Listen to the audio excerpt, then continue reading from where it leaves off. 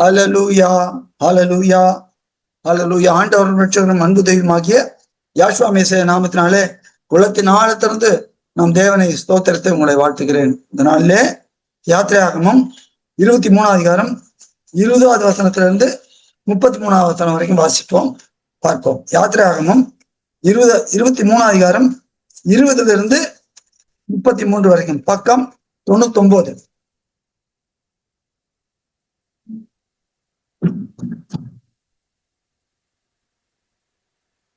வழியில் உன்னை காக்கிறதற்கும் நான் ஆயத்தம் பண்ணின ஸ்தானத்துக்கு உன்னை கொண்டு போய் சேர்க்கிறதற்கும் இதோ நான் ஒரு தூதனானவரை உனக்கு முன்னே அனுப்புகிறேன்.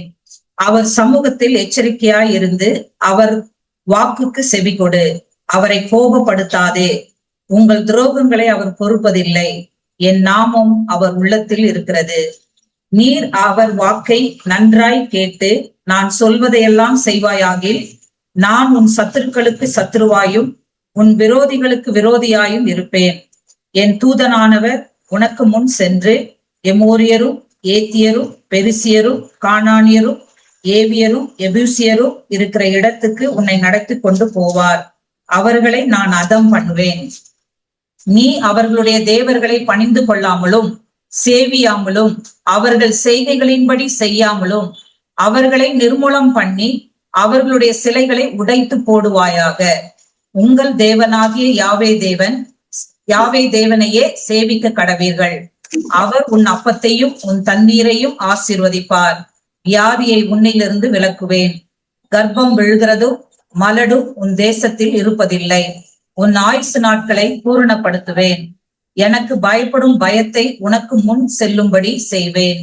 நீ செல்லும் இடமெங்கும் எல்லாம் ஜனங்கள் எல்லாரையும் கலங்கடித்து உன் சத்துருக்கள் எல்லாரையும் முதுகு காட்ட பண்ணுவேன். உன் முகத்திற்கு முன்னின்று ஏவியரையும் கானானியரையும் ஏத்தியரையும் துரத்திவிட குலவிகளை உனக்கு முன்னே அனுப்புவேன். தேசம் பாழாய் போகாமலும் காட்டு மிருகங்கள் உனக்கு விரோதமாய் பெருகாமலும் இருக்கும்படி நான் அவர்களை ஒரே வருஷத்துக்குள்ளே உன் முன்னின்று துரத்திவிடாமல் நீ விருத்தி அடைந்து தேசத்தை சுதந்திரித்துக் கொள்ளும் வரைக்கும் அவர்களை கொஞ்சம் கொஞ்சமாய் உன் முன்னின்று துரத்தி விடுவேன். சிவந்த சமுத்திரம் தொடங்கி பெலிஸ்தரின் சமுத்திரம் வரைக்கும் வனாந்திரம் தொடங்கி நதி வரைக்கும் உன் எல்லையாய் இருக்கும்படி செய்வேன். நான் அந்த தேசத்தின் குடிகளை உங்கள் கையில் ஒப்பு கொடுப்பேன். நீ அவர்களை உன் முன்னின்று துரத்தி போடுவாய். அவர்களோடும் அவர்கள் தேவர்களோடும் நீ உடன்படிக்கை பண்ணாதிருப்பாயாக. அவர்கள் உன்னை எனக்கு விரோதமாக பாவம் செய்ய பண்ணாதபடிக்கு உன் தேசத்திலே குடியிருக்க வேண்டாம். நீ அவர்கள் தேவர்களை சேவித்தால் அது உனக்கு கண்ணியாய் இருக்கும் என்றார். ஆமென். Thank you sister. ஒரே இது இதுல 33ஆம் வசனம் எப்படி இருக்கணும்னா, உன்னை எனக்கு விரோதமாக பாவம் பண்ணாதபடிக்கு அவர்கள் உன் தேசத்திலே குடியிருக்க வேண்டாம். நீ அவர்கள் தேவர்களை சேவித்தால் அது உனக்கு கண்ணியா இருக்கும் என்றார். அந்த இடம் தான் மாறணும், வேற ஒண்ணும் இல்லை. அவர்கள் உன் தேசத்திலே குடியிருக்க உன்னை எனக்கு விரோதமாக பாவம் செய்ய பண்ணாதபடிக்கு அவர்கள் உன் தேசத்திலே குடியிருக்க வேண்டாம்.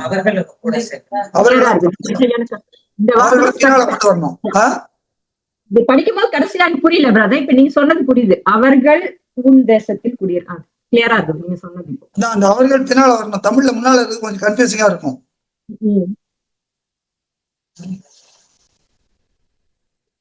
சரி,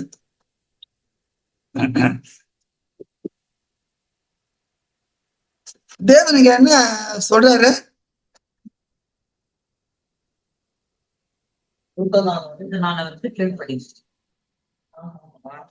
அங்க போன பாய்ச்சுபார் இடத்துல என்ன பண்ணுவேன்? ஜாதிகளையும் துரத்து விடுவேன், குழந்தைகளை அனுப்புவேன்றார், எல்லாத்தையும் செய்வேன்றார். இத பாக்குறப்ப இந்த ஜனங்க காதல இது விழுந்ததா விடலையா? காதல விழுந்ததா இல்லையா? அந்த ஜனங்கள் காதல விழுந்தது, இருதயத்துல உணர்வு. அதான் சொல்றாரு, உபாகமத்துல சம பண்ணப்ப சொல்றாரு, இப்படிப்பட்ட உணர்வு உள்ளத்தை உனக்கு கொடுக்கல தேவன் அப்படிங்கிறார் மோசே. சரி, என்ன 13ஆம் பாத்தீங்கன்னா அங்க ஒரு காரியம் பாக்குறோம். மோசே இவனை வேவு பார்க்கறதுக்கு அனுப்புறாரு. 13 25 பாருங்க. 186. அவர்கள் தேசத்தை சுற்றி பார்த்து 40 நாள் சென்ற பின்பு திரும்பினார்கள். அவர்கள் பாரான் வனாந்தரத்தில் இருக்கிற காதேசுக்கு வந்து மோசே, ஆரோன் என்பவர்களிடத்திலும் இஸ்ராயேல் புத்திரராகி சபையார் எல்லாரிடத்திலும் சேர்ந்து அவர்களுக்கும் சபையார் அனைவருக்கும் சமாசாரத்தை அறிவித்து தேசத்தின் கனிகளை அவர்களுக்கு காண்பித்தார்கள். அதுக்கப்புறம் என்ன சொல்றாங்க, எல்லாம் ரிப்போர்ட் எல்லாம் கொடுக்குறாங்க. 31 இருந்து வாசிங்க. அவனோடு கூட போய் வந்த மனிதரோ, நாம் போய் அந்த ஜனங்களோடு எதிர்க்க நம்மாலே கூடாது, அவர்கள் நம்மை பார்க்கிலும் பலவான்கள் என்றார்கள். நாங்கள் போய் சுற்றி பார்த்து வந்த அந்த தேசம் தன் குடிகளை பட்சிக்கிற தேசம். நாங்கள் அதிலே கண்ட ஜனங்கள் எல்லாரும் மிகவும் பெரிய ஆட்கள். அங்கே ராட்சத பிறவியான ஏனாக்கின் குமாரனாக ராட்சதரையும் கண்டோம். நாங்கள் எங்கள் பார்வைக்கு வெட்டு கிளைகளைப் போல இருந்தோம், அவர்கள் பார்வைக்கோ அப்படியே இருந்தோம் என்று சொல்லி, இப்படி இஸ்ராயேல் புத்திரருக்குள்ளே தாங்கள் சுற்றி பார்த்து வந்த தேசத்தை குறித்து துர்ச்செய்தை பரம்ப செய்தார்கள். பாருங்க, தேவன் என்ன சொல்லிட்டாருங்க, 23 கட்டளை கொடுக்கிறார். 10 கட்டளை 20 வரிசையா 23 பக்கமே என்ன சொல்றாரு, என் தூதனை சமூகத்து தூதனானவரை அனுப்புவேன். இன்னும் நான் என்ன பண்ணுவேன், அவங்க எல்லாம் துரத்திடுவேன், அவனா துரத்திடுவேன், நீ கவலைப்படாத. அப்போ தேவன் என்ன பண்ணிருக்காரு, இவனுக்கு ஒரு பிளாங்கெட் பாஸ் கொடுத்துட்டாரா, போலாம் நீ போ, எல்லாரும் குழந்தைலாம் அனுப்புவேன் போ, அப்படி இப்ப ஒரு பிளாங்கெட் பாஸ் கொடுத்துட்டாரா தேவன் இவனுக்கு?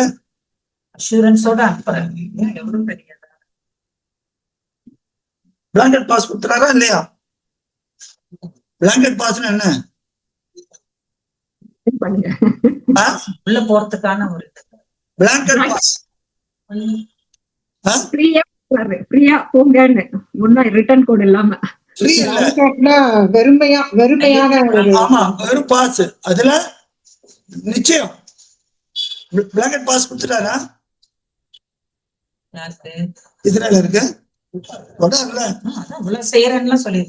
கொடுத்தாரு, கண்டிஷனும் போடுறாருல்ல, கேர்ஃபுல்லா இருக்கணும், செஞ்சினா okay. So it's not a blanket pass. அது வந்து blanket pass சொல்ல முடியாது, கண்டிஷன் சொல்றாரு. என்ன திரும்ப யாத்திராங்க 23 வாங்க.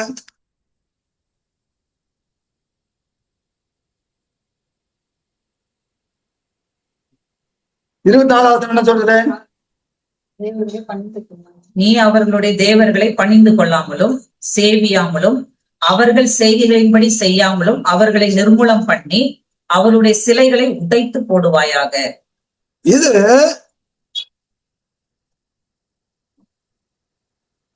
தெளிவா சொல்றாரு.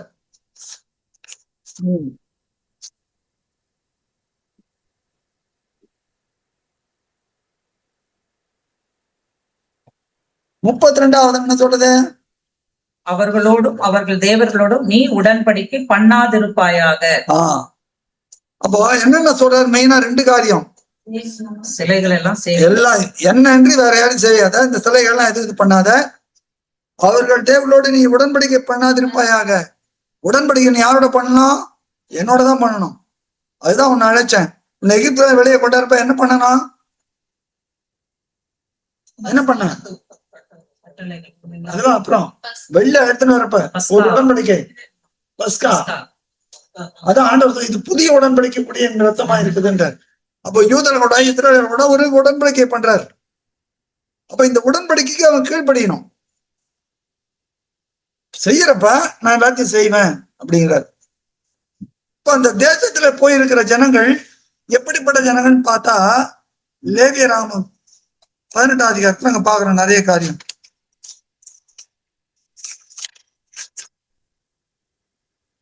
வாசிக்கிறதுக்கு நேரம் இல்ல, அந்த அதிகாரத்துல நிறைய காரியங்கள் தேவன் சொல்லுகிறார். 18ஆம் அதிகாரம், லேவியராமம் 18ஆம் அதிகாரம் முதல் 5 வசனம் மாத்திரம் பாருங்க. 149 பக்கம். பின்னும் யாவே தேவன் மோசேயை நோக்கி, நீ இஸ்ராயேல் புத்திரருக்கு சொல்ல வேண்டியது என்னவென்றால், நான் உங்கள் தேவனாகி யாவே தேவன். நீங்கள் குடியிருந்த எகிப்து தேசத்தாருடைய செய்கைகளின்படி செய்யாமலும், நான் உங்களை அழைத்து போகிற கானான் தேசத்தாருடைய செய்கைகளின்படி செய்யாமலும், அவர்களுடைய முறைமைகளின்படி நடவாமலும், என்னுடைய நியாயங்களின்படி செய்து என்னுடைய கட்டளைகளை கைக்கொண்டு நடவுங்கள். நான் உங்கள் தேவனாகி யாவே தேவன். ஆகையால் என் கட்டளைகளையும் என் நியாயங்களையும் கைக்கொள்ள கடவீர்கள். அவைகளின்படி செய்கிற எவனும் அவைகளால் பிழைப்பான். நான் யாவே தேவன். அப்போ அந்த தேசம் என்னென்ன பண்றாங்கன்னு சொல்லிருக்கிறார். ஆனா நீங்க அந்த மாதிரி செய்யக்கூடாது, உங்களை நான் அதற்காக பிரித்தெடுத்தேன்.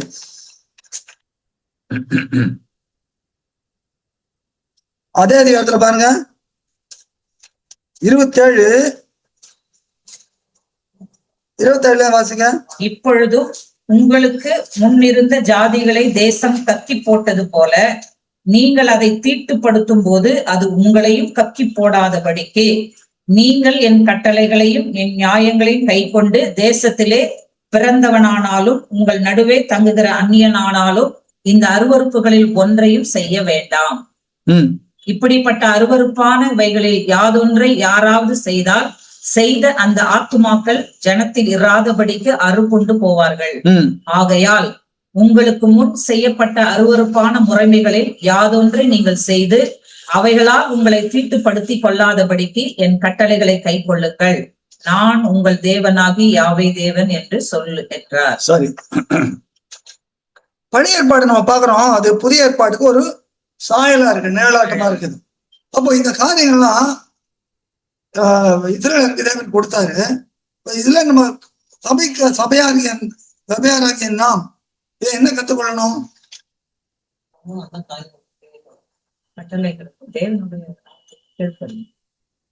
இல்ல அங்க என்ன சொல்றாங்க, அந்த தேசத்துல போய் சேர்றப்ப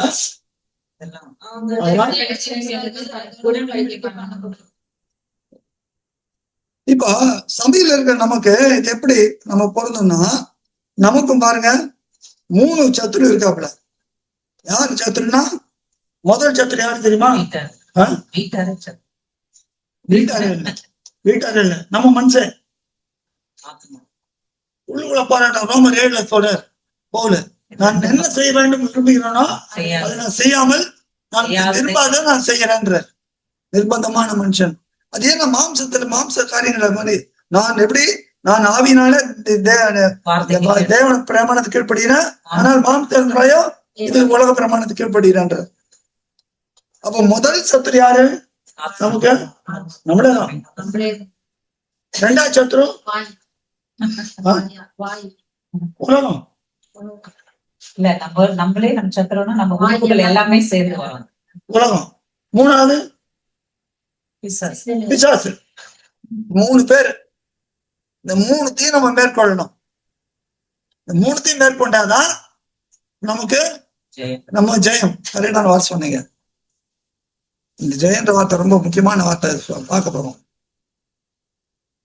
இப்போ இந்த 3ல ஒண்ணா பார்ப்போம். முதல்ல இஸ்ரவேலர் என்ன பண்ணாங்க? உணர்வு இல்ல.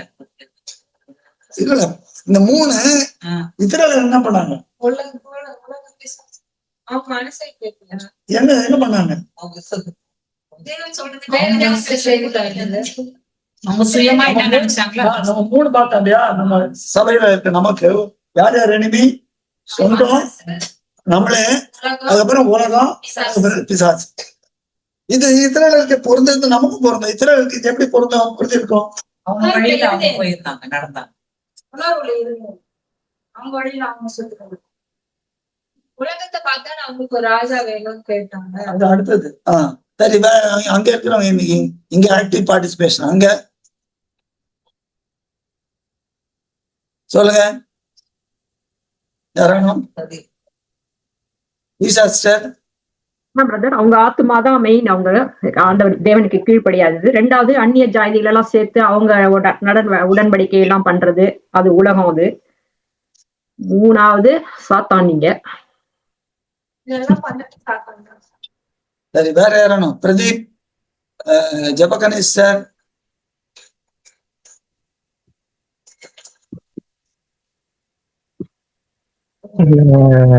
பிசாஸ் வந்து எகிப்துக்கு இதுவா இருக்குது, ஒப்பனையா இருக்குது.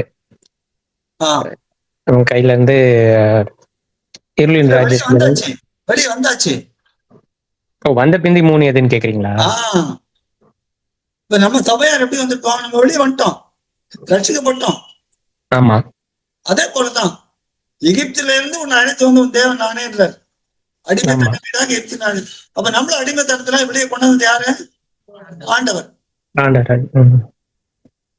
அப்போ இது ஒப்பனையா? அவங்க ஒப்பனை, நமக்கு நிஜம் ஒப்பனை.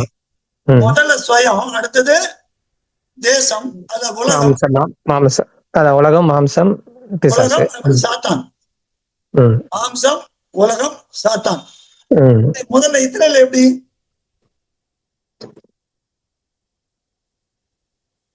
இஸ்ரேல்ல வந்து, அதாவது எகிப்துல இருந்து வந்த பிந்தி இந்த 3 எதுன்னு சொல்றீங்களா? 3 எப்படின்னு கேக்குறீங்க? புரியுது புரியுது. அவங்களே நம்மளே நம்ம தவறு பண்றோம் இல்லையா? அது அவங்க பண்ணது என்ன? அது அதுல அது அந்நிய இதோட கலக்க கூடாதுன்னு சொன்னார் இல்லையா? அவங்க போய் இல்ல மோஸ்ட்லி வந்துட்டு அந்த 40 நாள் மேல போயிருந்தப்போ எங்க யார் கூப்பிட்டு வந்தான்னு சொல்லிட்டு அவங்க கேட்டு ஆரம்பிட்டு ப்ராப்ளம் பண்ணாங்கல்ல. சோ அப்ப அவங்க வந்துட்டு அவங்களோட மனசு வந்து சொல்ல மாட்டேன்றீங்க.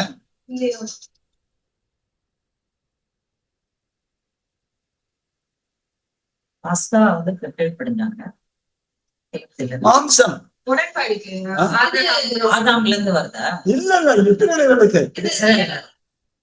இது அருவருப்பா இருக்குதுன்னு மன்னா, முறுமுறுப்பு, முறுமுறுப்பு. அதுதான் முறுமுறுப்பு தான். தேவனுக்கு விரோதமா முறுமுறுத்தாங்க. தேவனுக்கும் மோசைக்கும் விரோதமாக முறுமுறுத்தாங்க. தேவனுக்கு மோசைக்கு விரோதமா யார் முறுமுறுத்தாங்க? அதுக்கப்புறம்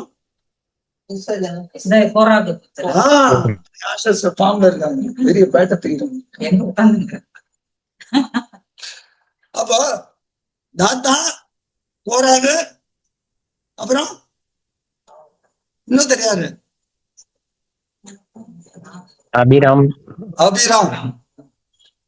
இப்படி ஆர்டர் மாத்தி சொன்னா கூட சொல்லணும். இப்போ முதல்ல இஸ்ரேல் பண்ணது அது மாத்திரம் தானா?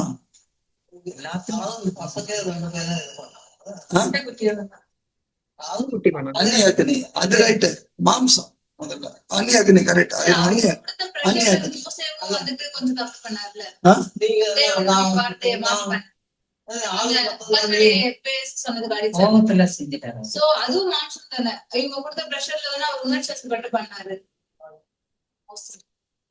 ஏன்னா அவன் 25 ஒண்ணு பாக்குறமே.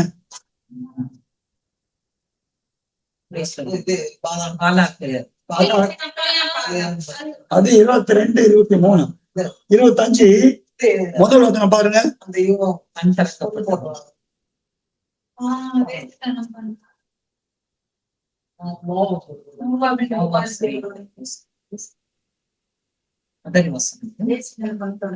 பாத்தீங்க 204 பக்கம். இஸ்ராயல் சீத்தேமிலே தங்கியிருக்கையில் ஜனங்கள் மோவாபின் குமாரத்திகளோடு வேசித்தனம் பண்ண தொடங்கினார்கள். வேசித்தனம் பண்ணதுல வந்து 2 கம்பைனா இருக்கு. ஸ்வயம், அந்த தேசத்து ஜனங்கள். ஃபாலோ பண்றீங்களா? சரி. 3வது இது வந்து மாம்சம் உலகமா? மாம்சம் உலகம். சரி. 3வது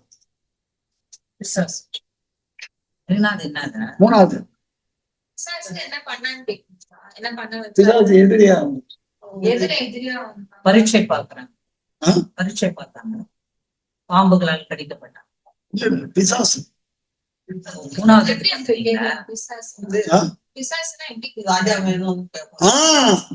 ராஜா வேணும். தேவனை தள்ளி விட்டு ராஜா. இந்த பாவம் அவங்க செஞ்சாங்க. இதெல்லாம் நமக்கு திருஷ்டாந்தமா இருக்கு. உலகம் முடிகிற நமக்கு எச்சரிப்பா இருக்கிறது. இப்ப நமக்கு சொந்தம் மாமிசம் அல்லது அடுத்தாப்புல என்னது உலகத்துல இருக்கிறவங்க. மூன்றாவது சாத்தான். உலகத்துல முதல்ல சொந்தம் மாம்சம்ன்றது எது வரும்? உறவுகள் எல்லாத்துக்கும். உறவுகள் எல்லாம் வரும். நம்மளே பாவம்ன்றீங்களே, ஆத்மா நம்ம தான். உறவு போன நம்ம தானே, நம்மளே ஆத்மான்றது நம்மள தானே சொன்னீங்க, நம்மளே பாவம் தானே அது. நம்ம நம்மளை சார்ந்து இருக்கிறவங்களும் நம்ம குடும்பத்துல இருக்கிறவங்க ஒரு வீட்டாரே சத்ருன்னு இருக்கு. அப்போ இது வந்து நம்பர் 1 நம்மளுக்கு எது? நம்ம சுயமும் நம்மை சார்ந்து இருக்கிறவங்களும். ரெண்டாவது உலகம். யார் யாரு அவங்களோட சேர்ந்து எல்லாம் செய்யறது. யார் யார் உலகம்லாம்? நண்பர்கள், விரும்பாத காரியங்கள் எல்லாமே உலகம் தான். என்ன பிரதீப் என்ன? நண்பர்கள், ஆபீஸ் ஸ்டாஃப் மீன்ஸ் கலீக்ஸ், சட்டத்திட்டங்கள் இந்த மாதிரி நெய்பர்ஸ், இதெல்லாம் உலகம். உலகம் ஆசை வந்து ட்ரெஸ் பண்ணுறது, அவங்க வாய்ப்பு அந்த பண்ணாங்க. உலகன்றது யாருன்னா, உலகன்றது யாருன்னா நம்ம வீட்டுல கூட இருக்கும், நம்ம குடும்பத்திலே இருக்கும், நம்ம சொந்தத்திலே இருக்கும். அவன் வெளியில இருக்கவன் ஆபீஸ்ல கரெக்ட், ஆபீஸ்ல இருக்கவனா ரைட்டு. ஆனால் ரோமர் 8ஆம் அதிகாரம் 7ஆம் வசனம் பார்க்க, 7ல இருந்து 9 வரைக்குமே பார்க்க. ரோமர் 8ஆம் அதிகாரம் 7ல இருந்து 9, 215ஆம் பக்கம். எப்படி என்றால், மாமிச சிந்தை தேவனுக்கு விரோதமான பகை. இந்த மாமிச சிந்தை தேவனுக்கு விரோதமான பகை. அப்போ யாரா இருந்தாலும் சரி, அது உலகத்துல இருக்கணும், நம்ம ஆபீஸ்ல இருக்கவங்க, அக்கம் பக்கத்துல இருக்கவங்க அப்படி கிடையாது. சொந்தத்துல இருக்கவங்களே தேவனுக்கு விரோதமா இருந்தாங்க, அவங்க அந்நியர்கள். பேதுரும் ஆண்டவரோட இருந்தாரு. அவரு இதெல்லாம் உங்களுக்கு வேண்டாம் அப்படின்னப்போ அதே போல யூதாஸ் கூட சொல்ல சாத்தானேன்ட்டார். எப்படி என்றால், மாமிச சிந்தை தேவனுக்கு விரோதமான பகை. அது தேவனுடைய நியாய பிரமாணத்துக்கு கீழ்ப்படியாமலும் கீழ்ப்படிய கூடாமலும் இருக்கிறது. மாமிசத்துக்கு உட்பட்டவர்கள் தேவனுக்கு பிரியமாய் இருக்க மாட்டார்கள். தேவனுடைய ஆவி உங்களில் வாசமாய் இருந்தால் நீங்கள் மாமிசத்துக்கு உட்பட்டவர்களாய் இராமல் ஆவிக்கு உட்பட்டவர்களாய் இருப்பீர்கள். யாஷ்வா மெசியாவின் ஆவி இல்லாதவன் அவருடையவன் அல்ல. அல்லேலூயா. சொல்ல எல்லாரும் ஒரு அல்லேலூயா. இல்லைன்னா அவருடையவன் அல்ல. யாஷ்வா மெசியின் ஆவின்றது வார்த்தை இல்லாம. அப்போ நமக்கு முதல்ல எப்படி சுயம், அதுக்கு பிறகு உறவு. எல்லாருமே இந்த இது புறமா ஏன் நம்ம சுயம்னா, நம்ம சார்ந்து ரட்சிக்கப்பட்டு எல்லாம் இருப்பாங்க. அவங்க முதல் கேட்டகரியில வராங்க. ரட்சிக்கப்படாத சொந்தக்காரங்க, வீட்டிலேயே அப்பா ரட்சிக்கப்பட்டிருக்கலாம், அம்மா ரட்சிக்கப்படாம இருக்கலாம், கணவன் ரட்சிக்கப்படலாம், மனைவி ரட்சிக்கப்படாம இருக்கலாம், இல்ல பெயருக்கு கிறிஸ்தவ மாதிரி இருக்கலாம், பாரம்பரியமா இருக்கலாம். அப்ப இவங்க எல்லாம் எந்த கேட்டகரியில வராங்க? ரெண்டாவது உலகம் கேட்டகரி. ஆனால் ரட்சிக்கப்பட்டேன்னு சொல்லி, அபிஷேகம் பெற்றுக்கொண்டேன்னு சொல்லி இப்படி இருக்கிறவங்களையும் என்ன ஆயிட்டாங்க அப்படி நடுவுல எட்டி பார்க்கும் உலக காரியத்தை. அப்ப இந்த நம்ம எந்த முதல்லையும் மேற்கொள்ளணும், ரெண்டாவதையும் மேற்கொள்ளணும், மூணாவதையும் மேற்கொள்ளணும். முதலையும் மேற்கொள்ளணும், ரெண்டாவதையும் மேற்கொள்ளணும், மூணாவதையும் மேற்கொள்ளணும். தேவனுக்கு இதெல்லாம் தெரியாதா? தேவனே அதை அனுபவிச்சிருக்கிறாரு.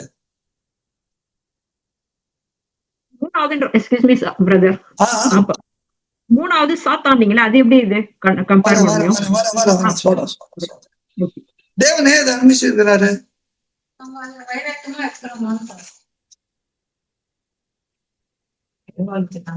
தேவனுக்கு சொன்னாரு, தெரியாதான் நமக்கு.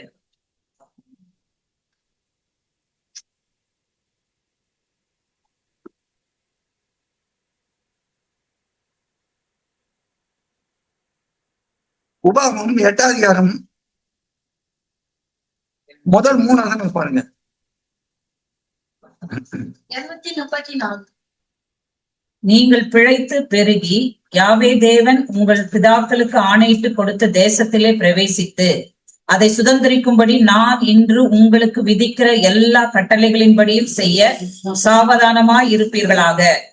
உன் தேவனாகி யாவே தேவன் உன்னை சிறுமைப்படுத்தும்படிக்கு தம்முடைய கட்டளைகளை நீ கைக்கொள்வாயோ கைக்கொள்ள மாட்டாயோ என்று அவர் உன்னை சோதித்து உன் இருதயத்தில் உள்ளதை நீ அறியும்படிக்கும். அவர் சோதித்து நீ அறியணும். ஆமென்.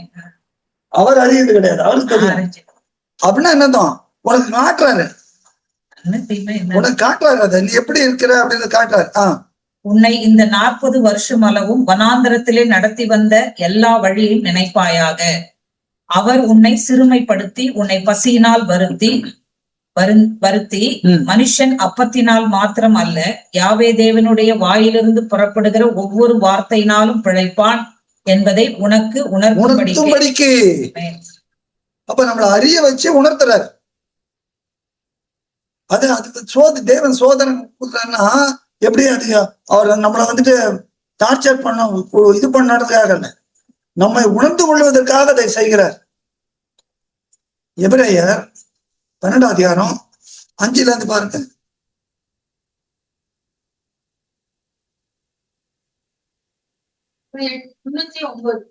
பக்கம் 309. அன்றியும் என் மகனே யாவே தேவனுடைய சிற்றையை அற்பமாக எண்ணாதே, அவரால் கடிந்து கொள்ளப்படும் போது சோர்ந்து போகாதே. யாவே தேவன் எவனிடத்தில் அன்பு கூறுகிறாரோ அவனை அவர் சிட்சித்து தாம் சேர்த்துக் கொள்ளுகிற எந்த மகனையும் தண்டிக்கிறார் என்று பிள்ளைகளுக்கு சொல்லுகிறது போல உங்களுக்கு சொல்லுகிற புத்திமதியை மறந்தீர்கள். நீங்கள் சிற்றையை சகிக்கிறவர்களாய் இருந்தால் தேவன் உங்களை புத்திரராக எண்ணி நடத்துகிறார். தகப்பன் சிற்றையாத புத்திரன் உண்டோ? எல்லாருக்கும் கிடைக்கும் சிற்றை உங்களுக்கு கிடையாதிருந்தால் நீங்கள் புத்திரராயிராமல் வேசி பிள்ளைகளாய் இருப்பீர்களே. அன்றியும் நம்முடைய சரீரத்தின் தகப்பன்மார்கள் நம்மை சிட்சிக்கும் போது அவர்களுக்கு நாம் அஞ்சி நடந்திருக்க நாம் பிழைக்கத்தக்க ஆவிகளின் பிதாவுக்கு வெகு அதிகமாய் அடங்கி நடக்க வேண்டும் அல்லவா? அவர்கள் தங்களுக்கு நலமென்று தோன்றுகிறபடி கொஞ்ச காலம் சிட்சித்தார்கள். இவரோ தம்முடைய பரிசுத்தத்துக்கும் நாம் பங்குள்ளவர்களாகும் பொருட்டு நம்முடைய பிரயோஜனத்துக்காகவே நம்மை சிட்சிக்கிறார். நம்முடைய பிரயோஜனத்துக்காக நம்மளை சிட்சிக்கிறார், சோதிக்கிறார் இல்ல, சிட்சிக்கிறார். எந்த சிற்றையும் தற்காலத்தில் சந்தோஷமாய் காணாமல் துக்கமாய் காணும். ஆகிலும் பிற்காலத்தில் அதில் பழகினவர்களுக்கு அது நீதியாகிய சமாதான பலனை தரும். இப்ப எப்படி இருக்காது? கஷ்டமா இருக்கும், சப்பா இருக்கும். அப்போ தேவன் நம்மை சிறுமைப்படுத்தும் போது நம்ம என்ன நினைச்சுக்கணும்?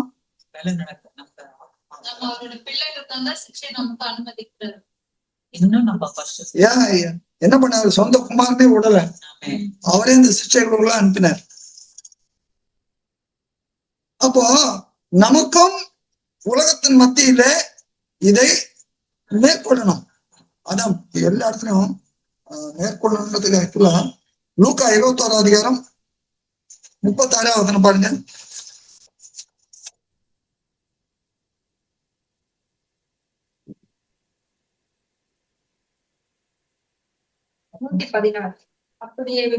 அப்படியே இவைகள் சம்பவிக்கிறதை நீங்கள் காணும் போது தேவனுடைய ராஜ்யம் சமீபமாயிற்று என்று அறியுங்கள். 21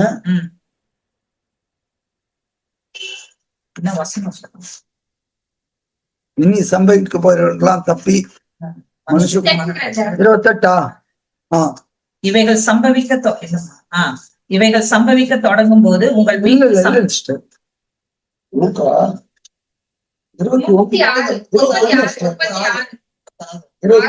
மனுஷகுமாரனுக்கு முன்பாக 36.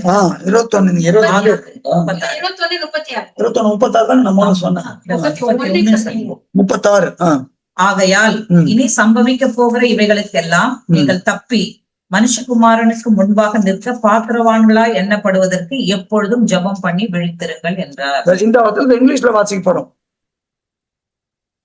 யார் வாசிக்க போறீங்க?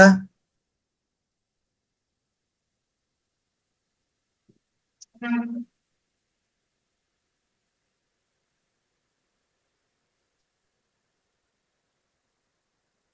வாட்சிங் இங்கிலீஷ்ல? Isha sister or Pradeep?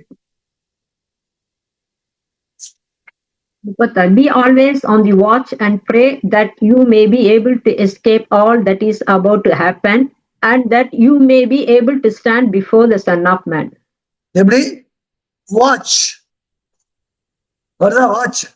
Always on watch. மத்தேயு 26 அதிகாரம்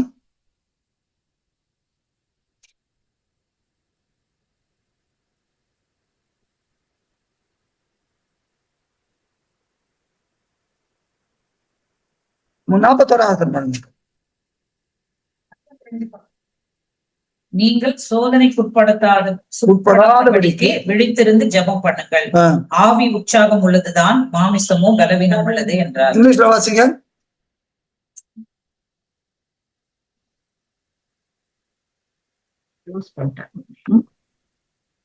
Watch and pray lest you enter into temptation. The spirit. Watch. இந்த வாட்ச்ன்றது என்னது?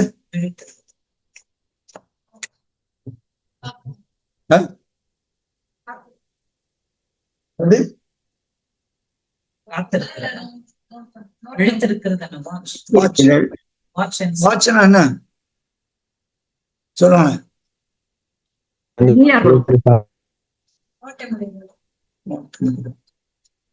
Every watchman வந்து நைட்ல விழித்து இருந்து புகுந்தாடம் எப்படி கேர்ஃபுல்லா இருக்கிறானோ அந்த மாதிரி நம்மளுடைய ஸ்பிரிட்டை ஹார்ட்டை காத்துக்கணும். அந்த மாதிரி எங்க இருந்து பிசாசுல இருந்து ஜாக்கிரதையா இருக்கணும், ரொம்ப ஜாக்கிரதையா இருக்கணும். கிட்டத்தட்ட வரீங்க, நோக்கமா இருக்கணுமான்றாங்க ஆஷா சிஸ்டர். கிட்டத்தட்ட வரீங்க. மானிட்டரா பிரதர்? மானிட்டர் பண்றதுன்னு சொல்லுவாங்களே அதுவா? இன்னும் கூட கொஞ்சம் பெட்டர் தான் இல்லைங்களா? யாக்கோபு 1 அதிகாரம்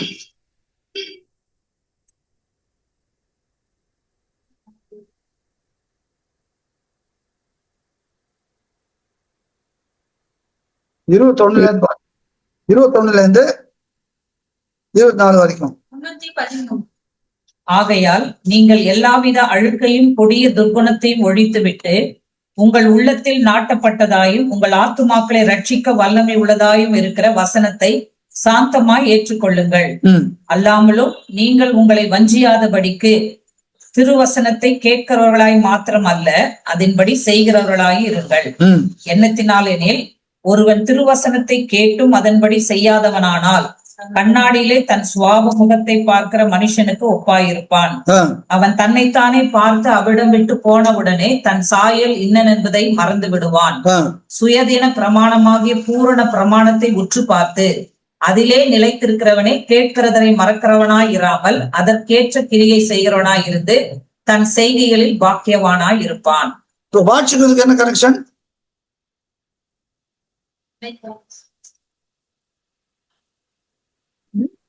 இந்த வாட்ச் இங்கிலீஷ்ல பார்த்தோம் இல்லையா, அதுக்கு இதுக்கு என்ன கனெக்ஷன்?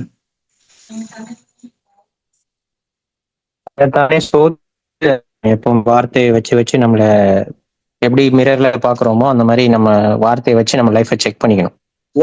கரெக்ட். ஒவ்வொரு சிச்சுவேஷன்லயும் ஒவ்வொரு சூழ்நிலையிலையும் நம்ம என்ன பண்ணலாம்?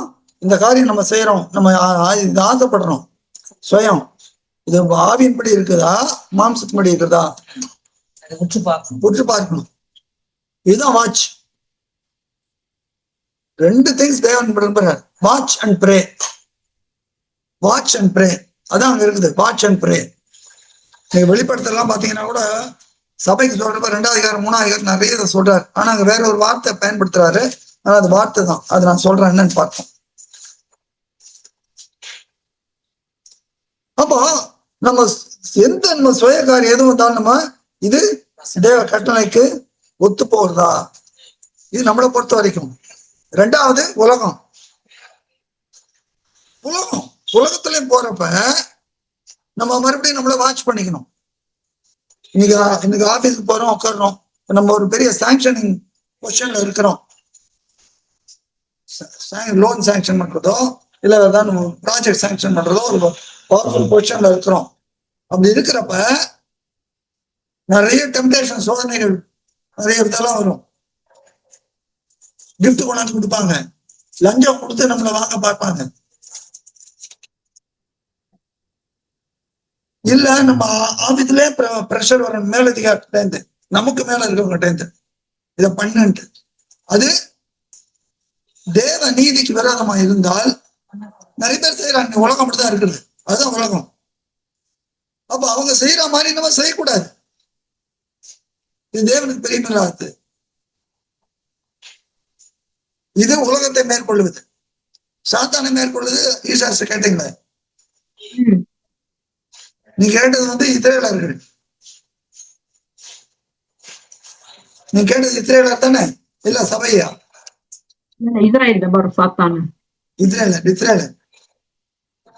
இஸ்ரேலர் சாத்தான் எப்படி விட்டாங்கன்னா, முதல்ல பண்ணதுக்கு முன்னால எப்திபா சொன்னால அவங்க தலைவன் மேல போயிருந்தப்ப என்ன பண்ணிட்டாங்க? ஒரு கருக்குட்டிய வச்சுட்டாங்க. சாத்தான் எப்படி போந்தான்? சாத்தான் எப்படி போந்தாங்க? அதான் எப்படி உலகம் அது பண்ணாங்கல்ல, உலகம் மாதிரி களியாட்டம் பலிப்பீடெல்லாம் கட்டி. எப்படி எப்படி எப்படி என்ன சொன்னீங்க? களியாட்டம், ட்ரிங்க்ஸ், ஓவர் ட்ரிங்க்ஸ் பண்ணி களியாட்டம் பண்ணி புத்தி கெட்டு போய். இல்ல இல்ல, அது வந்து ஆரோன் கிட்ட வந்து அந்த எல்லா ஜுவல்ஸையும் கொடுத்து இதுல இருந்து எங்களுக்கு ஒரு தேவனை உண்டாக்கு அப்படின்னாங்க. ஆரோனும் அதை வச்சு போட்டு அது ஒரு கன்றுக்குட்டியா வந்தது அப்படின்னு இருக்கிறதுல பண்ணி அவன் சொன்னது அது தெரியும். அவன் தான் பண்ணான். போய் சொல்றான் கண்டுபிடி வந்துட்டு. அப்ப அதுல வந்து சொன்னாங்க, இதுதான் உங்களது கொண்டு வந்துன்னு சொல்லி சொல்றாரு. மோசே சொல்றப்ப ஆரோனையும் கொண்டு போட வேண்டும் என்று தேவன் இருந்தார், நான் அவனுக்காக மண்டாடினேன்.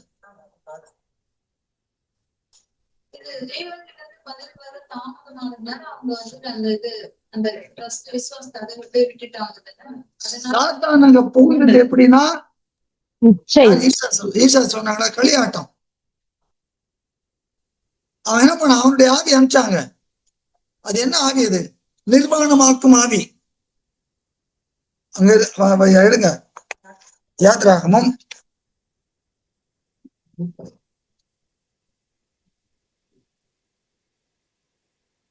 32 அதிகாரம்.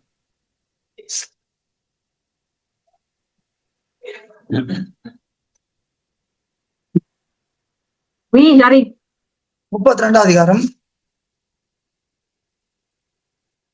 25 பாருங்க.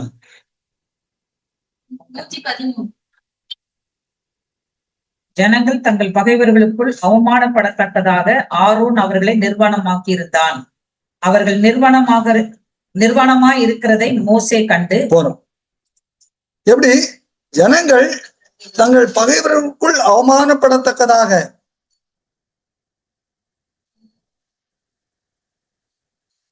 அவர் பகைவர்களுக்குள் அவமானப்படத்தக்கதாக, பகைவன் மத்தியில அவமானப்படுறது. இது இன்னொரு இடம் ஒரு ஒப்பனையா இருக்கு. எப்படின்னா 2 சாமுவேல் 12 அதிகாரம்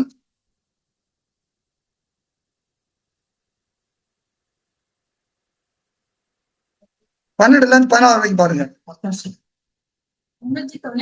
12-14 வரைக்கும், குறிப்பா 14 வசனம், 398 பக்கம்.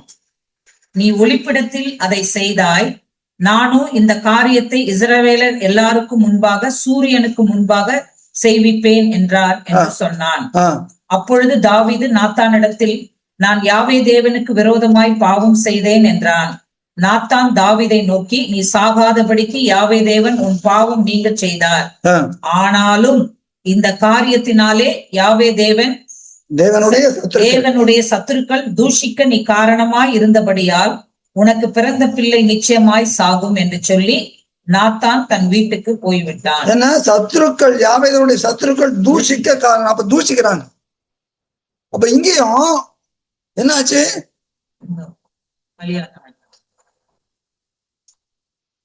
அவமானப்படத்த பகைவருக்குள் அவமானப்படத்தக்கதாக. புரியுதா? பகைஞர்னா அந்த நேரத்துல பிசாசு. பிசாசும் அதனுடைய உழுந்த தூதர்களும். புரியுதா அங்க இருக்கிற எல்லாருக்கும்? 26 சார்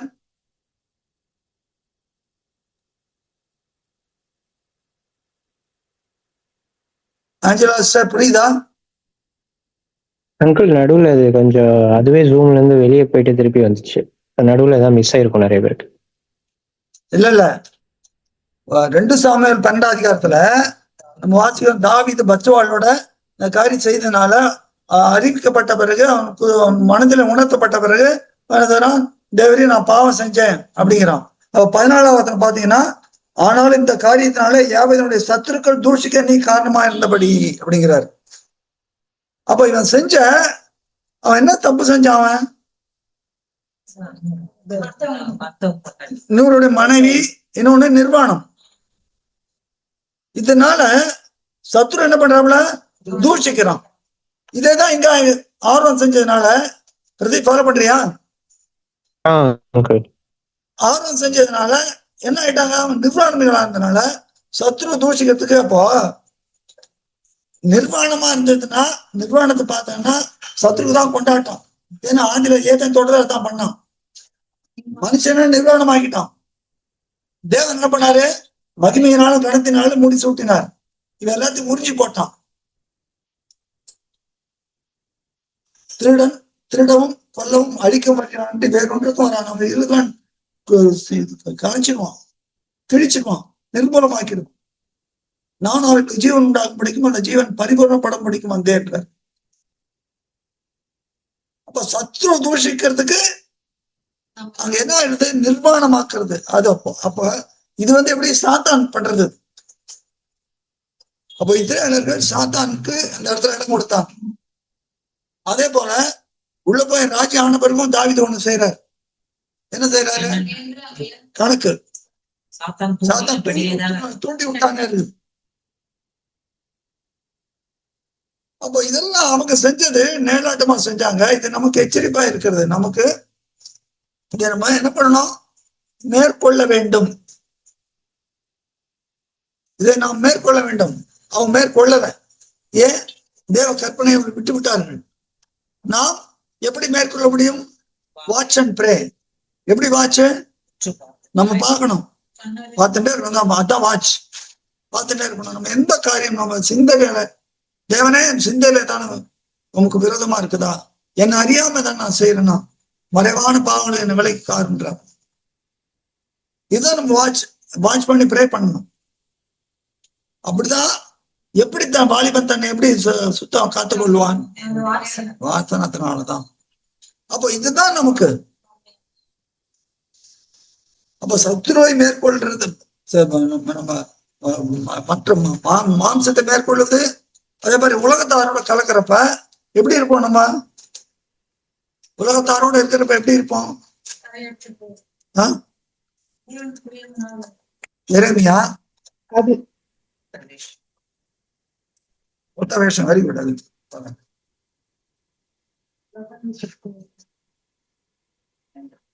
எரேமியா 15 அதிகாரம்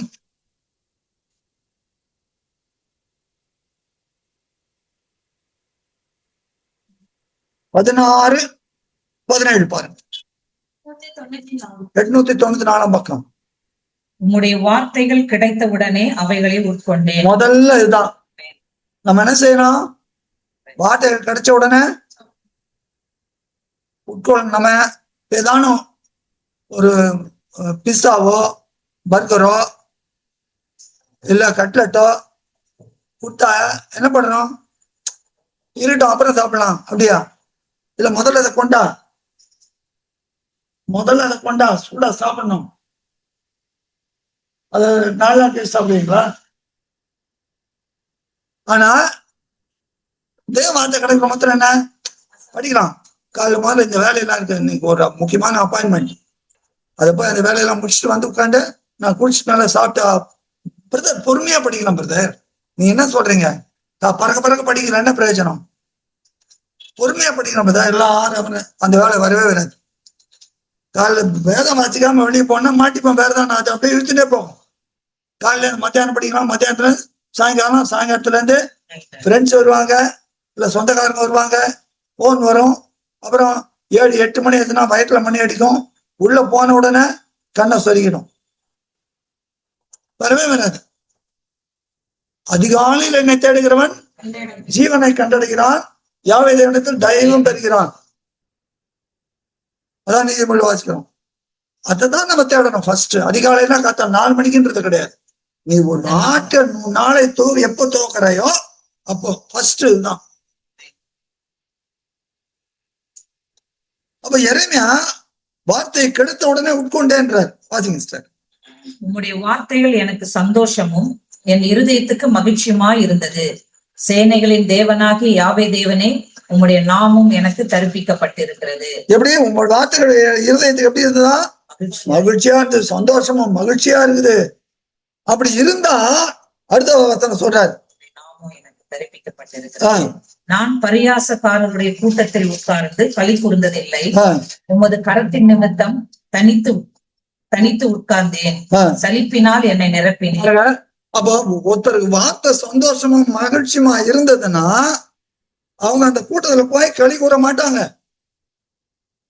எந்த கூட்டத்துல போய் நீங்க கை தட்டியோ சிரிச்சோ நீங்க அந்த காரியம் செய்யல, ஆனா அந்த கூட்டத்துல நீங்க போய் நின்று அதுல சந்தோஷப்பட்டீங்கன்னா உள்ளுக்கு சில பேர் வெளியே காமிக்க மாட்டாங்க, உள்ள சந்தோஷப்படுவாங்க. அவுட்டு. இதுதான் உலகம். இது உலகத்தை நம்ம மேற்கொள்ள, உலகத்தோட நம்ம அதுக்கு கலக்கவே கூடாது. அதாவது இதுதான் வாட்ச் பண்ண. நம்ம போற இடம் எப்படி, ஒருவேளை வேலை நிமித்தம் உன் ப்ரொஃபஷன் நிமித்தம் போய் நிக்கணுமா, நெல்லு. ஆனா அந்த காரியத்துல எப்படி சொல்லுவாங்க, தாமரமலையில இருக்க தண்ணீர் போலம்பாங்க. அதுல நம்ம பண்ணவே கூடாது.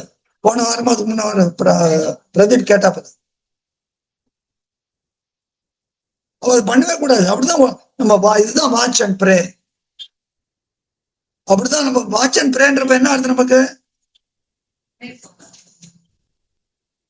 சொன்ன ஒரு வார்த்தை உணர்வடை.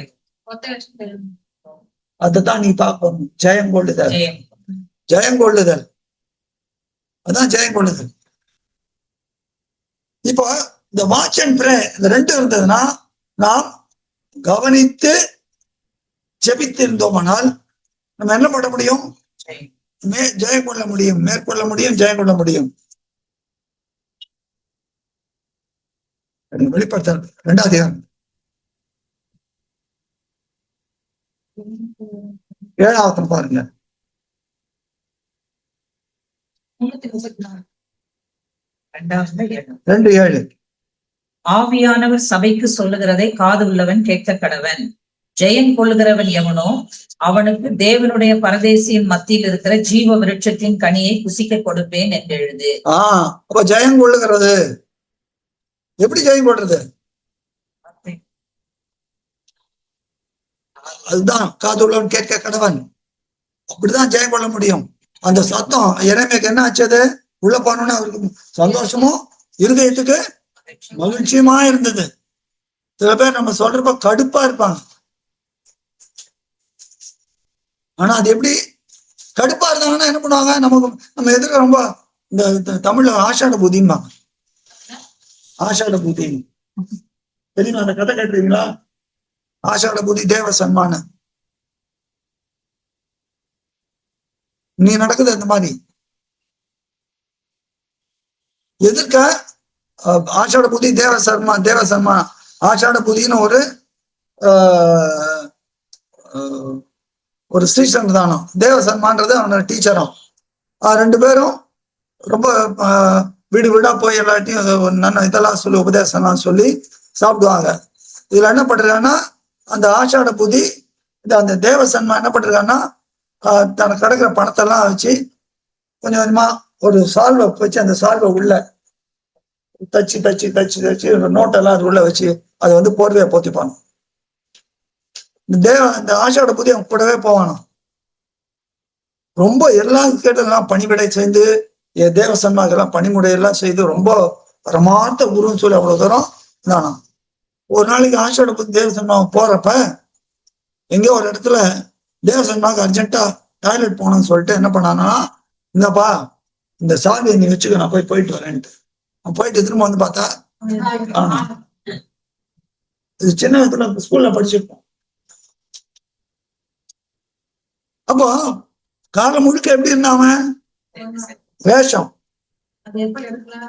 வேதத்துல ஒரு நபரை பாக்குறோம், அப்படி யாரு? கேஹாசி. கேஹாசி. கேஹாசி. கேஹாசி.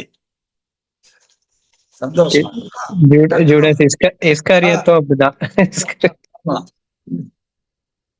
அப்போ இந்த மாதிரி வேஷதாரியா கூடாதான். இது உலகத்தோட வேஷம், ஏமாத்துற வேஷம். அதான் உலகத்துக்கு ஒத்த வேஷம் தெரியாமல், அந்த வேஷம் தெரியாமல் மேக்கப் மாத்திரம் இல்ல, எந்த காரியமா இருந்தாலும் எல்லாம் அசிங்கம், போய் பொறாம எல்லாமே. ஏன்னா நமக்குள்ள பர்சா வேறப்ப அதை என்ன பண்றாரு, விரட்டி விடுறாப்புல. அப்ப இப்படிதான் நாம் உலகத்தை மேற்கொள்ள வேண்டும். வாட்ச் அண்ட் பிரே. வெளிப்படுத்த 2:11. ஆவியானவர் சபைக்கு சொல்லுகிறதை காது உள்ளவன் கேட்க கடவன். ஜெயம் கொள்ளுகிறவன் 2ஆம் மரணத்தினால் சேதப்படுவதில்லை என்று எழுது. 17. ஆவியானவர் சபைக்கு சொல்லுகிறதை காது உள்ளவன் கேட்க கடவன். ஜெயம் கொள்ளுகிறவனுக்கு நான் மறைவான மன்னாவை புசிக்கு கொடுத்து அவனுக்கு வெண்மையான குறிக்கல்லையும் அந்த கல்லின் மேல் எழுதப்பட்டதும் அதை பெறுகிறவனே அன்றி வேறு ஒருவரும் அறியக்கூடாதுமாகிய புதிய நாமத்தையும் கொடுப்பேன் என்று எழுது. 25:26. உங்களுக்குள்ளதை நான் வருமளவும் பற்றி கொண்டிருங்கள்.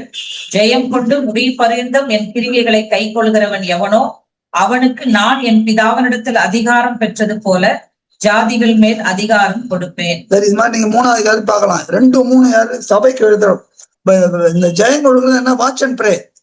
ஒன்லி பை வாட்சிங் and praying we can overcome.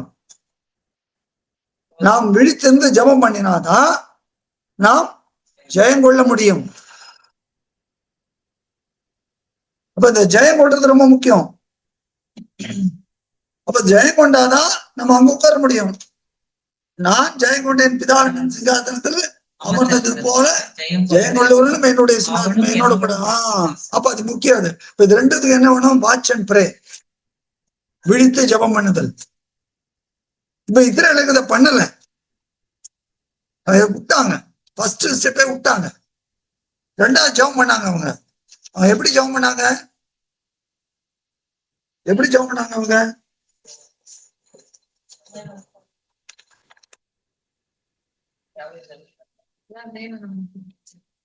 2 காரியத்தை பார்ப்போம்.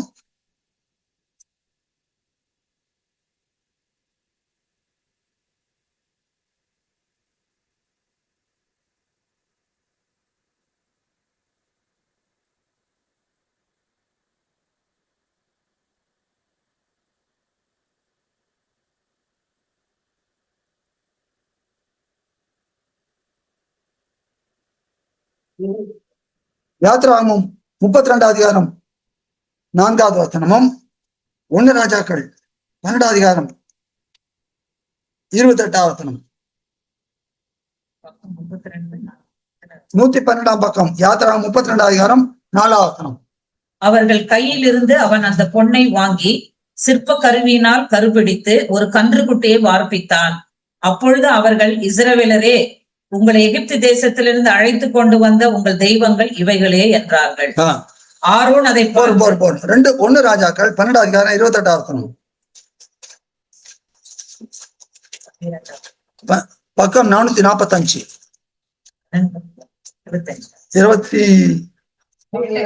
28. ஆகையால் ராஜாவானவன் யோசனை பண்ணி பொன்னினால் 2 கன்றுக்குட்டிகளை உண்டாக்கி ஜனங்களை பார்த்து, நீங்கள் எருசலேமுக்கு போகிறது உங்களுக்கு வருத்தம். இஸ்ரவேலரே, இதோ இவைகள் உங்களை எகிப்து தேசத்திலிருந்து வரப்பண்ணின உங்கள் தேவர்கள் என்று சொல்லி ஒன்றை பெத்தேலிலும் ஒன்றை தானிலும் ஸ்தாபித்தான். இது பாவமாயிற்று. அப்போ தேவனுக்கிட்ட ஜெபம் பண்றதுக்கு பதிலா அந்நிய தெய்வங்களை வச்சு இதுதான் தேவன்ட்டாங்க.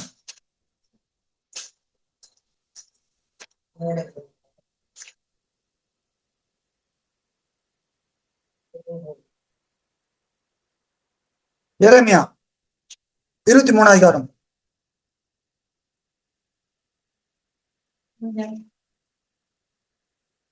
27 வசனம். என் ஜனத்தின் பிதாக்கள் பாகாலின் நிமித்தம் என் நாமத்தை மறந்தது போல. போறோம். இப்ப என்ன பண்ணாங்க? பாகால் நிமித்தம் இவர் நாமத்தை மறந்துட்டாங்க. மோசேக்கு தெளிவா சொல்றாரு, என் நாமத்தை கொண்டே ஆணையிடுவாயாக. ஆனா அந்த நாமத்தை மறந்துட்டாங்க. ஜெபம் பண்ணாங்க, ஆனா விழித்திருக்கல. விழித்திருக்கணும், ஜெபம் பண்ணணும். Watch and pray. வெறும் பிரேயர். நிறைய பேர் பிரேயர் தான் பண்றாங்க.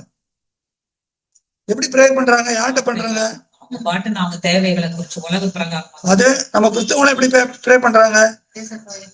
ஏசப்பா ஆண்டவரே, பிராணநாதா, என் பிராணநாதா, சுவாமி சுவாமி. இப்ப எப்படி ஜெபம் பண்ணணும்? அந்த ஆண்டவர் நம்ம கத்து கொடுத்தபடிதான் ஜெபம் பண்ணணும். என் நாமத்தினாலே நீங்கள் பிதாவிடத்திலே கேட்பீர்களோ. அப்போ பிதாவிடத்துல கேட்கணும், இவர் நாமத்துல கேட்கணும். இது இல்லைன்னா நம்மள என்ன பண்றோம்? யார கனப்படுத்துறோம்? அங்க ஆர்வம் செஞ்சது போல, இல்ல எரோபயம் செஞ்சது போல நம்மளும் பண்ணிட்டு இருக்கோம். என்ன சொல்றோம்? இவர்களே உங்களை எதிர்த்து அழைத்து வந்த ஜெபங்கள். அப்ப தேவன் என்ன சொல்றாரோ அதுபடிதான் செய்யணும். அப்போ வாட்ச் அண்ட் ப்ரே. வாட்ச் பண்ணணும், ப்ரே பண்ணணும். அப்பதான் செய்யணும். 3வது ஸ்டெப்புக்கு போறதுன்னா, முதல் ஸ்டெப் என்ன? வாட்ச். 2வது ஸ்டெப்பு ப்ரே. 3வது ஸ்டெப்பு. இந்த 2 இருந்தாதான் நாம் இங்கே போக முடியும். அப்போ இஸ்ரேலருக்கு அவ்வளவு தூரம் தெளிவா சொன்னார், நான் குழந்தைகளை அனுப்புவேன், தருத்துவேன். ஆனா என்ன ஒண்ணு? போன வழியெல்லாம் என்ன உண்டு உங்களுக்கு? அந்த ஜனங்களோட ஒண்ணு கேட்கிறேன், அவனை துரத்துக்கிறான் அப்படிங்கிறாரு.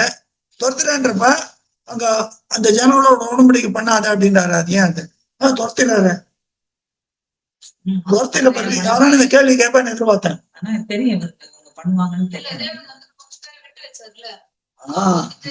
விட்டு வைக்கிறார், விட்டு வைக்கிறார். ஆண்டவரே அவன் சொல்லுவார் நியாயாதிபதிகள்ல. அப்ப விட்டு வைக்கிறார். எதுக்காக? சோதிக்கிறதுக்காக, சோதிக்கிறதுக்காக, இவனை சரி பண்றதுக்காக செய்யறாரு. அப்போ என்ன நம்ம இதெல்லாம் நம்ம என்ன பாடம்னா, தேவன் சில காரியங்களை நம்ம வாழ்க்கையில அனுமதிப்பார். அவருடைய சித்தம் என்ன தெரிஞ்சுட்டு அதுபடிதான் நம்ம செய்யணும். அப்போ இங்க மேற்கொள்வதற்கு நம்ம எப்பவுமே முதல் ஸ்டெப் என்ன? நல்ல ஞாபகம் வச்சுங்க, வாட்ச். 2வது step pray. Watch and pray, then you will overcome. விழித்திருந்து ஜெபம் பண்ணுவீர்கள், அப்பொழுது ஜெயம் கொள்வீர்கள்.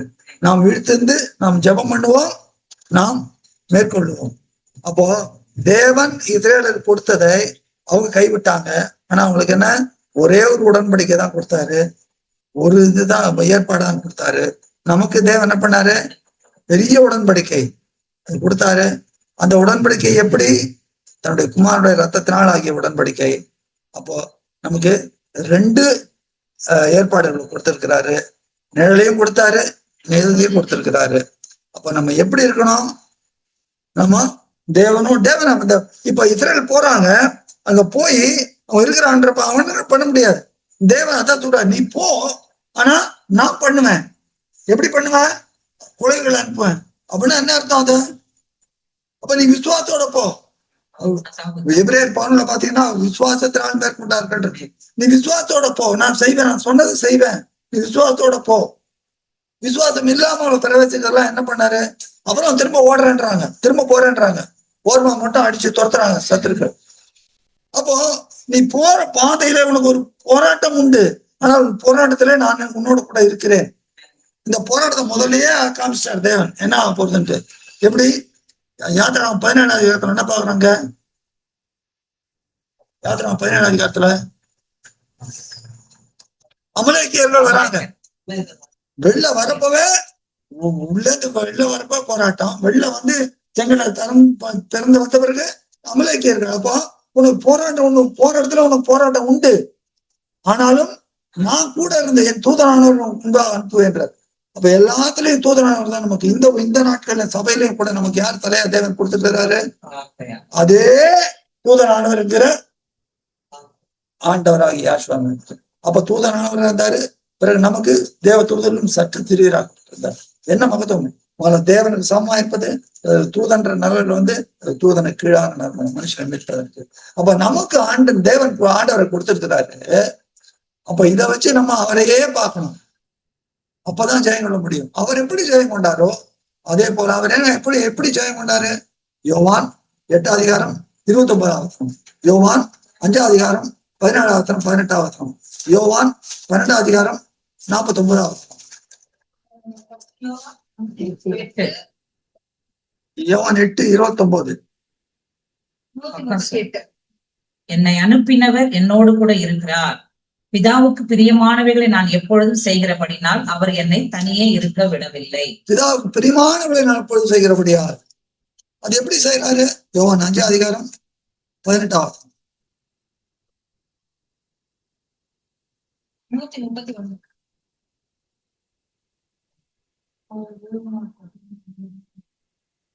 அவர் ஓய்வு நாள் கட்டளையை மீறினதும் அல்லாமல் 19ஆம். அப்பொழுது யாஷ்வா மெசியா அவர்களை நோக்கி, மெய்யாகவே மெய்யாகவே நான் உங்களுக்கு சொல்லுகிறேன், பிதாவானவர் செய்ய குமாரன் காண்கிறது எதுவோ அதே அன்றி வேறு ஒன்றையும் தாமாய் செய்ய மாட்டார். அவர் எவைகளை செய்கிறாரோ அவைகளை குமாரனும் அந்தபடியே செய்கிறார். 12:49 பாருங்க.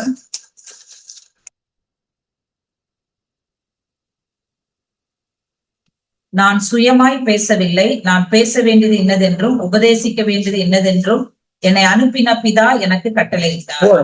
பாருங்க, அப்ப பூமியில நாட்கள் எல்லாம் அவர் என்ன பிதா என்ன சொல்றாரு. நம்ம என்ன பண்ணோம்? லூக்கா 6ஆம் அதிகாரம் 46ஆம் பாருங்க.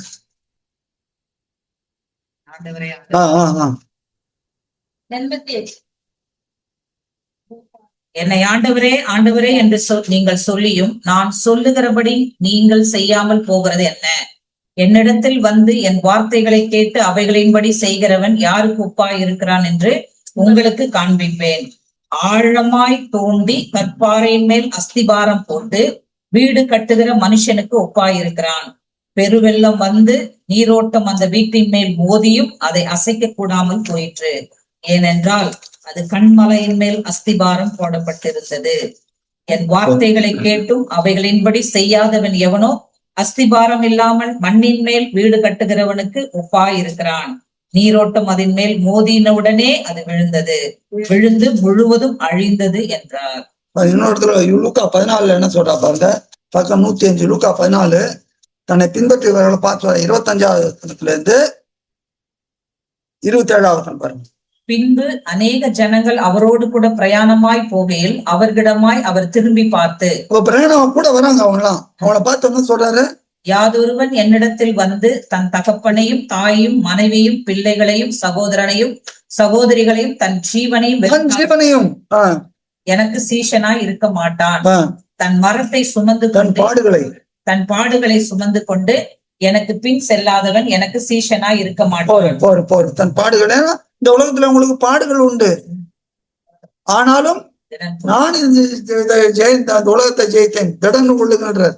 அப்ப எப்படி இஸ்ரவேலருக்கு த்ரோட்டா பாடுகள் இருந்ததோ அதே போல அவங்க பாடுகள் விழுந்துட்டாங்க. ஆனா நம்ம தேவனுக்கு என்ன பரிசாக கொடுத்தது. அப்போ அந்த பாடுகளிலே நாம் உடுத்து போயிடக்கூடாது. பாடுகள்லாம் தேவன் அனுமதிக்கிறார். மத்தேயு 10ஆம் அதிகாரம் 30ஆம் பாருங்க. 29-32 15.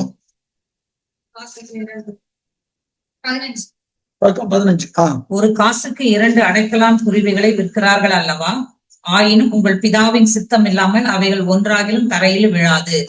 உங்கள் தலையில் உள்ள முடியெல்லாம் எண்ணப்பட்டிருக்கிறது. பாருங்க எவ்வளவு தேவன் நம்ம கருத்தனுள்ளா இருக்கிறார். அப்போ ஆண்டவர் இப்படி இருந்ததுனாலதான், எப்பவும் பூமியில இருந்த நாட்கள் எல்லாம் இப்படி இருந்ததுனாலதான் அவர் என்ன ஆனாரு? பூரணர் ஆனார். எங்க வாசிக்கிறோம்? எபிரேயர் 5ஆம் அதிகாரம் வாசிங்க.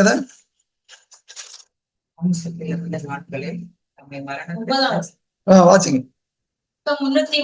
பக்கம் 301. இல்ல, அதுக்கு முன்னாடி அவர் மாமிசத்தில் இருந்த நாட்களில் தம்மை மரணத்திலிருந்து ரட்சிக்க வல்லமை உள்ளவரை நோக்கி பலத்த சத்தத்தோடும் கண்ணீரோடும் விண்ணப்பம் பண்ணி வேண்டுதல் செய்து. நல்ல பாருங்க, முதல்ல நோக்கி, பிறகு விண்ணப்பம் பண்ணி. அதை நோக்கி விண்ணப்பம், அதான் நோக்கி விண்ணப்பம் பண்ணி, அதான் வாட்ச் அண்ட் ப்ரே. புரியுதா?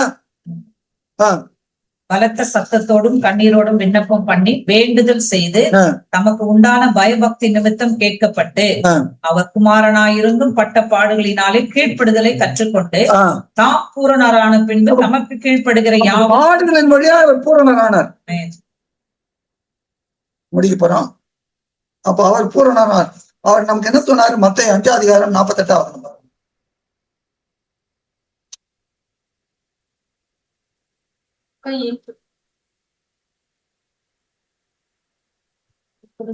ஆகையால் பரலோகத்தில் இருக்கிற உங்கள் பிதா பூரண சர்க்குணராய் இருக்கிறது போல நீங்களும் பூரண சர்க்குணராய் இருக்க கடவீர்கள். தெளிவா சொல்றார். அப்போ எப்படி பூரண சர்க்குணராய் இருக்க முடியும்? அவர் பிதாவை பார்த்து பார்த்து பார்த்து பார்த்து கீழ்ப்படிந்தார். அதே போல பிதா நம்ம காட்டிட்டார். இவருடைய நேசகுமாரன், அன்பான குமாரன், அவருக்கு கீழ்ப்படியுங்கள், அவர் சத்தத்துக்கு செவி கொடுங்கள்.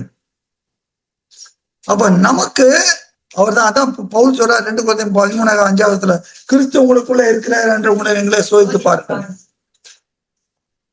இல்லைன்னா நீங்க பரிச்சயம் இல்லாதவர்ன்றார். அப்ப நமக்குள்ளே அவர் இருக்கிறப்ப நம்ம அது வந்துட்டே இருக்கும். அது வாட்ச் வாட்ச் வாட்ச் வாட்ச் எப்போ அதுதான். அப்ப இந்த காரியத்துல நாம் போராடுகிற போது நம்மோட யார் இருக்கிறார்? ஆண்டவர் இருக்கிறார். அதான் அவங்களுக்கு சொல்றாங்க, நான் குழவையை தள்ளி போடுவேன், நான் குழவையை அனுப்பிச்சு நான் துரத்துவேன். ஆனா நீங்க என்ன பண்ண? விசுவாசத்துல என்னோட நடக்கும். அப்போ தேவன் நம்மோடு பார்ட்னர். முதல்ல பூமி சீர்கெட்டு போயிருந்தப்ப தேவன் யாரு பார்த்தாரு? நோவா பார்த்தாரு. நோவா நீதிமான கண்டார். அங்கே ஒரு நீதிமானை வச்சு, நீதிமானோட ஒரு உடன்படிக்கை. நீதிமான், அப்போ தேவனோடு நாம் இசைறோம், தேவன் நம்மோட இசைறாரு. அப்ப நம்மளெல்லாம் தேவன் என்ன பண்றாரு? நம்மளாம் தேவன் என்ன பண்ண போறாரு? எல்லாரையும் கிறிஸ்துவா மாத்த போறார், தேவர்களா மாத்துறார். நம்மை போல சிருஷ்டிப்பிலே அப்படிதானே பண்ணாரு. சிருஷ்டிப்பிலே அப்படிதானே பண்ணாரு. நமது சாயலாம் நமது ரூபத்தின் முடியும் நம்மை போல உண்டாக்கினார். நமது சாயலாம் தமது ரூபத்தின் உண்டாக்கினார். அப்ப நம்ம எல்லாரும் அவரை போல இருக்கணும். அப்ப நம்ம இந்த உலகத்துல நெருக்கங்களிலே நம்மோடு கூட தேவனும் குமாரனும் இருக்கிறார். பிரியமானவர்களே, நான் உனக்கு சொன்னதை செய்யும்போதும் உன்னை விட்டு உன்னை கைவிடுதலும், உன்னை விட்டு உலகம் கைவிடுவதும் இல்லை. அன்னைக்கு யாக்கோபு சொன்னார். எபிரேயர்ல நமக்கு சொல்றார். ஆனா எபிரேயர்ல ஒரு காரியத்தை சொல்றார். சொல்லிட்டுதான் அதான் இன்னைக்கு யாரும் கோட் பண்ண மாட்டாங்க. வாசிங்க, எபிரேயர் 13:5 5C அது மட்டும் தான் போடுவாங்க. ஆனா ஃபுல்லா வாசிங்க, வாசிச்சு முடிப்பாங்க. 311 பக்கம். நீங்கள் பண ஆசை இல்லாதவர்களாய், இதுதான் நடந்து உங்களுக்கு இருக்கிறவைகள் போதும் என்று எண்ணுங்கள். நான் உன்னை விட்டு விலகுவதும் இல்லை, உன்னை கைவிடுவதும் என்று அவர் சொல்லி இருக்கிறாரே. அப்போ தேவன் நமக்கு என்ன சொல்றாரோ அது அப்படியே கீழ்படுகிறப்ப அவர் நம்மோட பார்ட்னரா, நம்ம அவரோட பார்ட்னரா. அப்ப நம்ம பிரச்சனை நம்ம உலகத்துல உண்டு, ஆனாலும் கடந்து போனவர் நம்மோடு இருக்கிறார், அவரை அனுப்பினவரும் நம்மோடு இருக்கிறார். பிரியமானவர்களே, இதுதான் விசேஷித்த காரியம். சிறையில அதை விட்டாங்க, ஆனா நமக்கு தேவன் பரிசாவியை கொடுத்துக்கிறாரு. தேவனுடைய ஆழங்களை இருந்த பரிசாவை நம்ம கொடுத்ததுனால நாம் தேவனுடைய ஆழங்களை இருந்து, தேவனுடைய இருதயத்தை இருந்து, எப்படி தாவீதை குறித்து சொன்னாரோ என் இதயத்தை கேட்ட மனுஷன், அதை காட்டிலும் குமாரனுக்கு என்ன சொன்னாரு? எனக்கு பிரியமானவர் செவி கொடுங்கள். நம்ம அந்த பிரியமானவருக்குள்ளாய், எபேசியர் 1 பிரியமானவருக்குள்ளாய்ன்ற முதல் அதிகாரத்துல நமக்கு பிரியமானவருக்குள்ளா எல்லாத்தையும் செய்யணும்ன்றார். எல்லாம் செய்திருக்கார்கள். அப்ப அந்த தேவனுக்கு பிரியமானவரை நாம் பிடித்துக் கொள்வோம், நாம் அவரே பார்ப்போம், அவரை வாட்ச் பண்ணுவோம், ஜெபம் பண்ணுவோம், அவர் சொன்னபடி ஜெபம் பண்ணுவோம், ஜெயம் கொள்வோம். ஆண்டவர் தாமே நம்ம ஒருவரையும் ஆசீர்வதிப்பாராக. ஆமென்.